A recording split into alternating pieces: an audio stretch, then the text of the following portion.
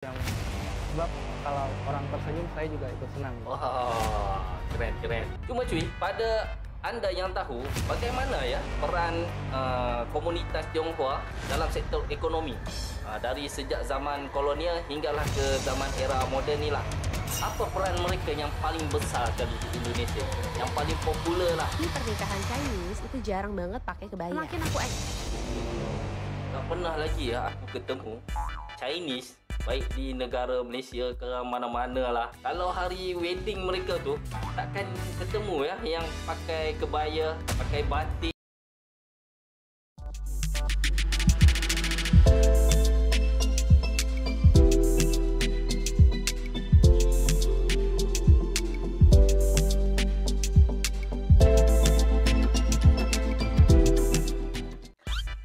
Assalamualaikum warahmatullahi wabarakatuh. Welcome back to my YouTube channel HM Studio. PA kabarnya semua teman-teman HM Studio.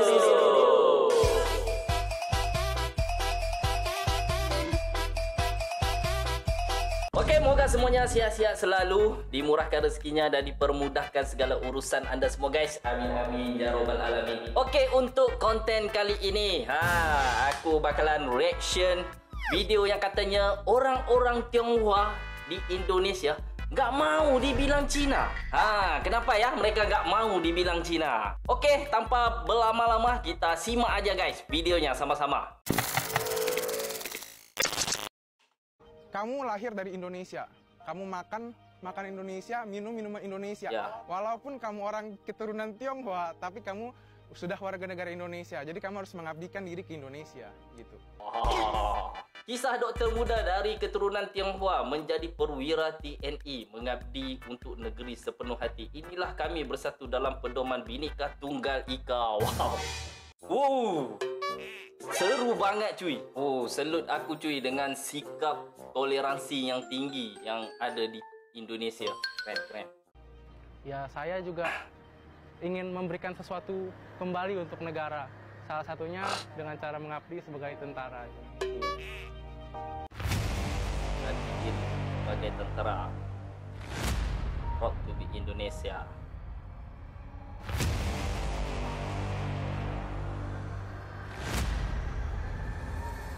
Ini cindo-cindo di Indonesia cuy. Semangat patriotiknya takkan jumpa semangat Tionghoa di negara lain yang kayak di Indonesia. Tak bakalan jumpa cuy. Semangat ya. Kalau kamu enjoy, jalanin aja. Namanya kamu yang menjalani kehidupan kamu. Orang tua cuma mengikuti selama itu baik, selama itu benar. Kita support all out gitu loh. Dalam bentuk apapun yang kita bisa lakukan, kita akan berbuat untuk mereka, untuk keberhasilan mereka. Salut aku cuy. Mantap.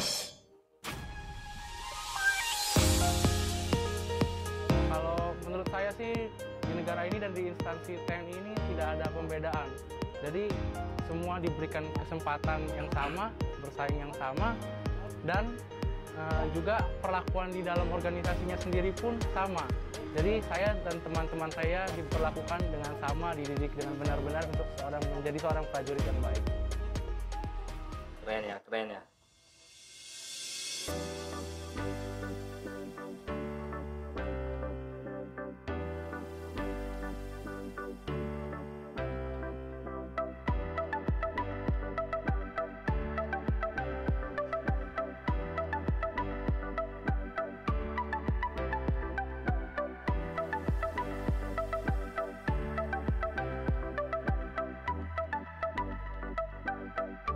Lebih disiplin. Udah ada kelihatan militernya sedikit. Sipilnya udah berkurang.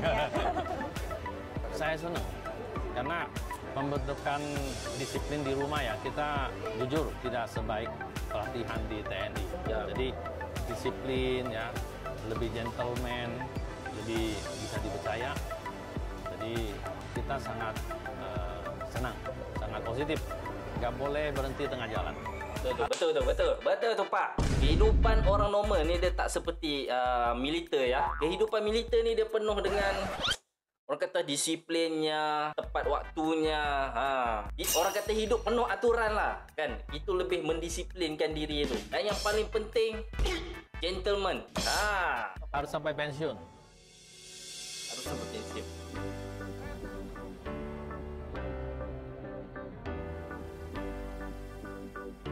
Wah, keren.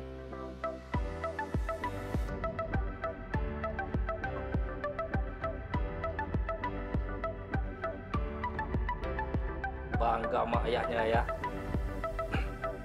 Anaknya pejuang TNI. Saya sangat senang, bersuka cita, bersyukur anak saya bisa menjadi abdi negara, bisa membela nusa dan bangsa. Bisa menyekolahkan mereka menjadi dokter juga suatu keajaiban. Dan sekarang bisa masuk di TNI, lebih keajaiban lagi.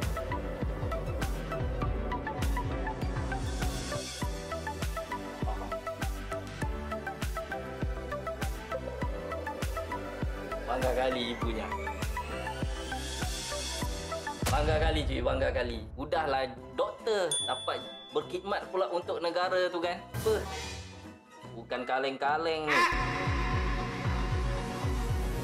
Sebagai dokter tentara, saya akan mengikuti perintah, ditempatkan di mana, dan berkarya sebaik mungkin di tempat saya ditempatkan. Saya juga akan berusaha mengenyam ilmu sedalam-dalamnya, lebih lagi untuk dibaktikan kepada masyarakat, dan juga bila memungkinkan bisa mengadakan pengabdian-pengabdian seperti pengobatan gratis yang sebab kalau orang tersenyum saya juga ikut senang. Wah, keren.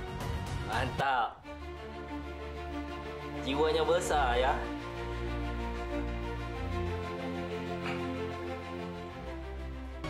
Saya akan berjuang di Sepak-PK tahun 2022 reguler ini. Abang, tunggu saya. Menjadi itu berjuang mengabdi negara.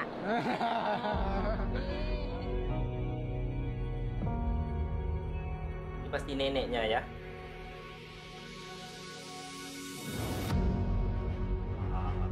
Bangga ayahnya.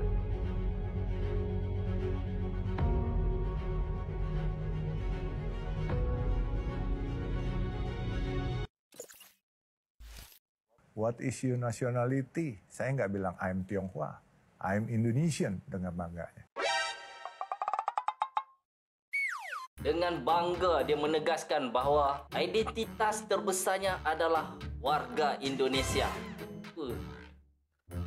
Tak akan jumpa di negara lain, hanya di Indonesia cuy. Orang Tionghoa, Indonesia. Keren kali ya. Tapi begitu kami pulang ke negeri kami, lu Cina lu. Kami pulang ke Cina, kami nggak diakuin. Jadi kadang-kala suka sedih. Mau apa?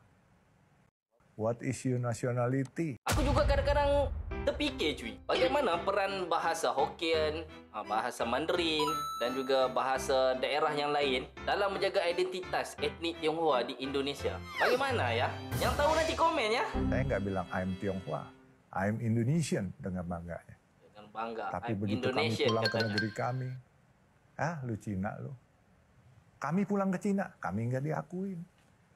Jadi kadang-kala suka sedih. Mau apa? Ya. What is Beda Tionghoa Indonesia dan Malaysia. Tionghoa Indonesia itu lebih patriotik loh dibanding Malaysia.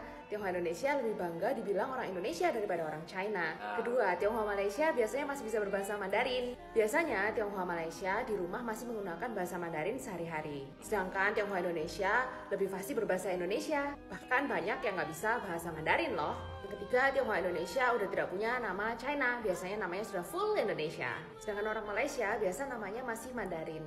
Kamu tahu nggak bedanya Tionghoa Indonesia dan Malaysia lagi? Komen ya. Di Riau apalagi di daerahnya jago pula dia bahasa Melayu. Di Sumut hebat pula mereka berbahasa Batak. Tak tahu aku mau bilang apa cuy. Hebat ya. Kenapa Cindo-Cindo tuh pada kaya? Baru malam ini juga gue dapet pertanyaan seperti itu dari teman-teman gue. Kebetulan gue baru pulang nongkrong dan pengen cerita kepada kalian, kenapa sih orang Cindo itu bisa pada kaya?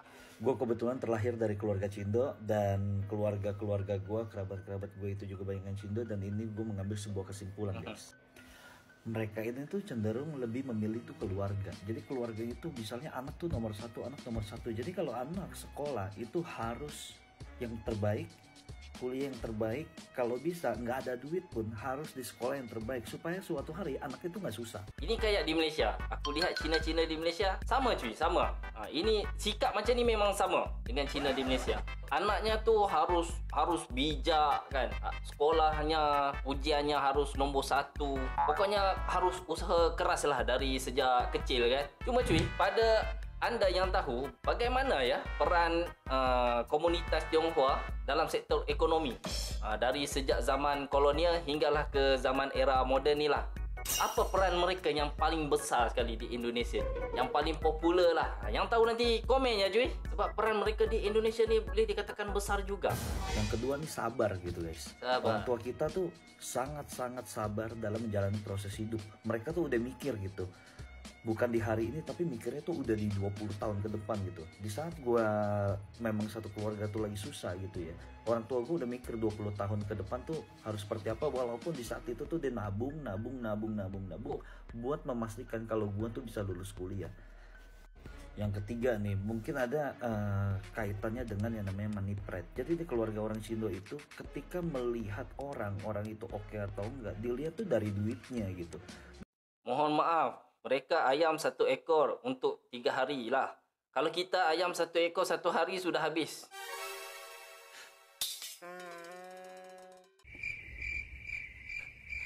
Mau bilang apa ya?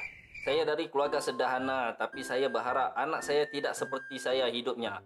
Saya didik dia berusaha jika ingin sesuatu. Saya dampingi dia untuk berusaha keras meraih mimpinya. Alhamdulillah bisa kuliah di tempat yang bagus. Alhamdulillah kan. Semoga anaknya terus sukses ya. Usaha terus. Bila udah berjaya, bahagiakan ibu bapa ya, Dek. Bagus-bagus. Dilihat dari kesuksesannya, dilihat dari keberhasilannya, karirnya bagus atau enggak. Nah, yang seperti itu. Jadi hal itu mungkin yang salah satu memacu kita untuk mau nggak mau kita tuh harus jadi kaya gitu. Jadi ada tekanan sosial dari keluarga yang memacu kita jangan jadi gembel gitu ya. Jadi mau nggak mau kita mau bagaimanapun, sesusah apapun kita harus kerja keras. Ya. Ini yang terakhir nih guys, paling penting. Jadi nyokap gue juga selalu bilang, lu nggak punya duit nggak apa-apa, tapi yang paling penting ya lu harus bisa menjaga kepercayaan orang lain. Jadi lu jangan pernah ngecewain orang, karena uang bisa lu cari, tapi nama kalau sekali jelek lu bakal jelek selalu gitu. Betul tuh. Nama kalau sekali jelek sampai bila-bila pun orang akan pandang jelek. Ini aku setuju. Harus menjaga nama baik diri, nama baik keluarga kan. Bagus nasihatnya. Lu harus menjaga yang namanya nama baik, karena nama baik itu jauh lebih penting, gak ada harganya, dan itu sangat-sangat mahal.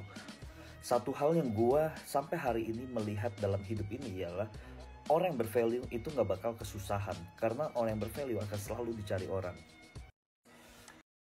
Tunggu sebentar. Ayo pergi. Budal. Yang bener dong. Sing genah po. Saya setuju. Wani. Ini bahasa Jawa kan? Bahasa Jawa atau bahasa Sunda nih? Tapi kalau wani pero itu kayak bahasa Jawa juga ya. Karep wis. Nongkrong yuk. Jawa tuh. Cangkruk ta? Cangkruk. Sudah belum? Wis ta. Apa aku bilang? Kandhani kok. Saya kenyang. Wis aku lemu. Jangan bohong ya. Jok mujuki aku ta lah. Aduh, kakimu bau ya. Sikilmu muambur rek.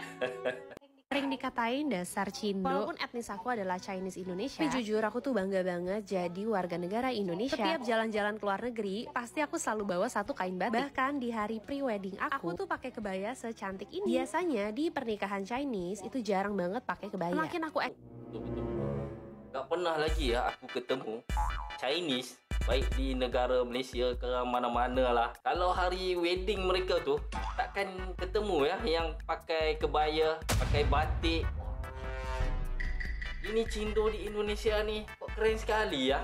Meledak. Bagaimana ya budaya Tionghoa tuh bisa beradaptasi dengan baik ya dengan budaya lokal di Indonesia. Contohnya macam makanan, budaya, tradisi mereka kan, bisa beradaptasi dengan baik cuy. Luar biasa nih. Lor, semakin aku jatuh cinta sama Indonesia. Mulai dari alamnya, orang-orangnya, dan budayanya. Untuk berkontribusi ke perekonomian Indonesia, aku membangun skincare merek lokal. Emang sih mungkin kontribusinya tuh masih sangat kecil, tapi aku berharap industri kecantikan lokal bisa semakin berkembang. Pokoknya sesama lokal brand itu harus gotong royong dan support satu sama lain. Semangat ya untuk para brand lokal. Chinese di Indonesia itu ada lebih dari 10 juta orang, guys. Chinese di Indonesia itu ada lebih 10 juta orang. Serius banyak. Angkanya luar biasa sekali ya. Itu yang ngaku ya. Yang nggak ngaku alias yang mungkin udah keturunan, pastinya jumlahnya akan lebih banyak daripada itu. Nah, kenapa banyak Chinese di Indonesia? Yang pertama, sejarah perdagangan. Pedagang China udah berabad-abad lalu datang ke Indonesia untuk berdagang rempah-rempah dan juga tekstil dan barang-barang lainnya. Intinya berdagang lah ya. Nah, beberapa dari pedagang ini ada yang memutuskan untuk tinggal di Indonesia dan memilih untuk menetap di sini. Terus, seiring dengan berjalannya waktu, banyak yang kawin campur dengan penduduk setempat. Kedua, penjajahan Belanda. Selama masa penjajahan Belanda di Indonesia, para pedagang Tionghoa didatangkan ke Indonesia untuk bekerja sebagai buruh, guys. Bisa dalam perkebunan, pertambangan, proyek konstruksi, dan lain-lain. Nah, hal ini menyebabkan peningkatan Chinese di Indonesia yang cukup signifikan. Yang ketiga, ada migrasi.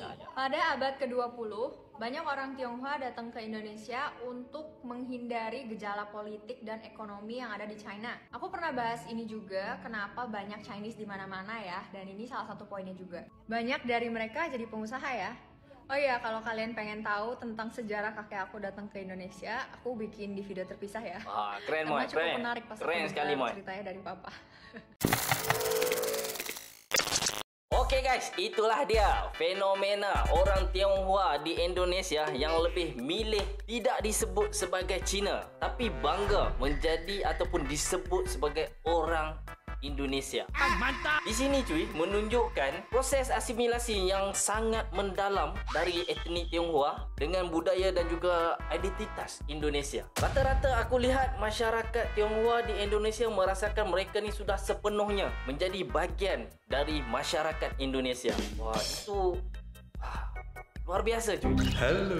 Hal macam ni dia sungguh mencerminkan sikap inklusif dan juga patriotik yang kita lihat semakin kuat dalam generasi muda etnik Tionghoa di Indonesia yang memandang Indonesia ni sebagai tanah air mereka. Mereka mungkin menghargai budaya Tionghoa, tetapi mereka sangat menjunjung tinggi identitas Indonesia yang multicultural.